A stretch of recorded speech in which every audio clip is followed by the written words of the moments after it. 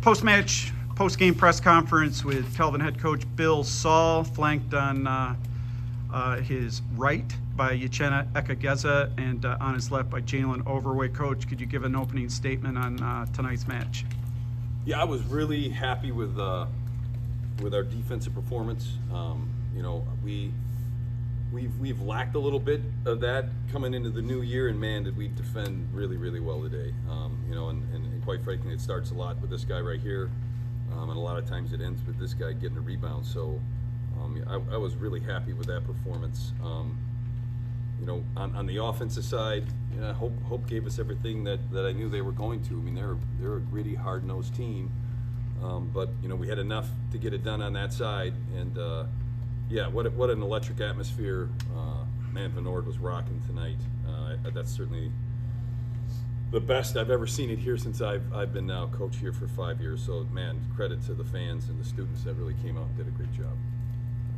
All right, Coach, the second part of the first half, you guys had a chance to really push the lead, and it didn't quite happen, and they were able to hang around. Mm-hmm. What specifically happened, during that time? Well, I think twofold. I mean, we missed, I think, a couple of shots that we usually make. A couple layups. We had, I think, 2 home run turnovers in there where we had a break and then we gave it up, and then they're scoring on the other end. And then a couple of shots that went in for them. So, I really thought we had a chance to extend it, and again in this game, that's normal, right? I mean, the other team's going to come back and really give a fight, and no team's ever going to just give up or quit. And that's Hope. Credit Hope. They always are going to be that way. Jenna, how cool was that to get your 1,000 point dunk? It was very cool. The energy was crazy. Just got a tip on it, and so I'm just very grateful. I appreciate the fans for coming out to and making that a moment too. So it was a great feeling. Jalen, going up against Quillen, I mean that's a pretty fun matchup, I would guess. You guys are both really good players. You were able to kind of escape that without a foul tonight. What were you able to do defensively to keep yourself in the right position so often? Yeah, I mean, I tried to get him out early, so he'd have to take as many dribbles as he could. And then once he started taking his third, fourth dribble, I had help coming in for the dig, and then he would have to pass out. So I mean, it was partly me getting him out, and then my team helping me coming digging. So I mean, with that combination, it's pretty hard to score on. And then the last couple free throws that you hit, I mean, that was really sealed the game as the atmosphere got crazy again. And what is that like in this rivalry to be able to take a breath and soak that in before a free throw and not let it bother you? No, I love those moments. Being the one under pressure, I think, has always been something that I've found to be probably the funnest part of basketball. Be the one that you're up 2 with a couple minutes left and you got to hit some free throws. I mean, I love doing that. It's just it's what makes the game fun, and it's what makes the rivalry fun, and I cherish those moments for sure. So, all right, Coach. You guys won a game kind of like this last year against them. I mean, you guys played a little bit better than you did tonight, but they came back and won both the next 2 matchups. What adjustments did they make against you, and what can you take from that experience last year that's gonna help you when you guys face them again next week?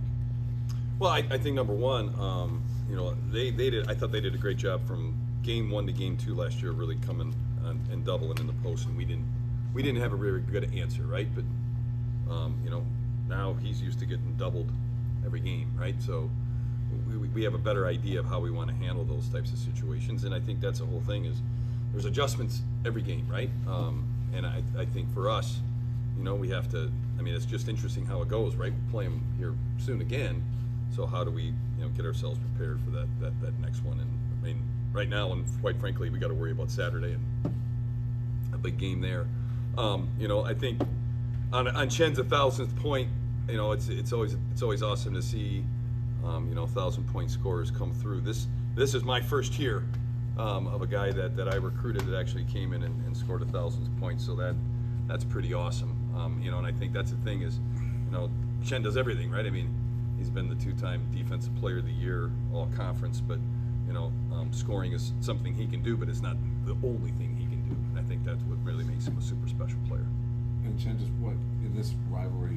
Obviously, the rivalry aspect is such a big part of it. But what is it about facing Hope? What specifically about Hope has made it so has made the matchup so tough? It's just two teams that know what the moment is, and two teams that just want to battle and give it their all. And it's you can't really know, you never really know what to expect. You just have to step into the moment and just try and play hard to the best of your ability. And I think that's what makes it tough, because Hope can come out swinging and then we have to respond. And that's just the great thing about a rivalry. It's just two teams, good teams battling it out. So yeah. Coach, can you talk about this one in context of the league standings? I mean, long way to go, but it's a really tough league this year. I think the MIAA got to 50 wins in non-conference cumulatively for the first time in a long time. You're one of 2 top 10 ranked teams, and Hope's not one of those, but very well could be in the top 25, and a lot of other teams that have already given you real tight ones so far. Your thoughts on the league right now? Well, I mean, I think right now the league has really just improved so much, and at the top, with us and Try and Hope, I think you got 3 teams that are, in my opinion, are all top 25 teams. I mean, Hope is certainly worthy of that, and I think what you see from the other teams in the MIAA is they've all improved, right? They all made some dramatic improvements, well coached. So it helps the conference tremendously, but it's good to see the conference get a little recognition, right? I think there's just been too many times where, the MIAA's been a one-bid league. Either you win the conference championship or you're out. And, I really think we might be able to get 3 teams in this year, which would be really neat to see because they're all deserving. But hey, it's way too early to talk about that, right? We got a lot of games left to play, but it's been really fun to watch this whole thing. Any other questions? All right, thank you. Thanks.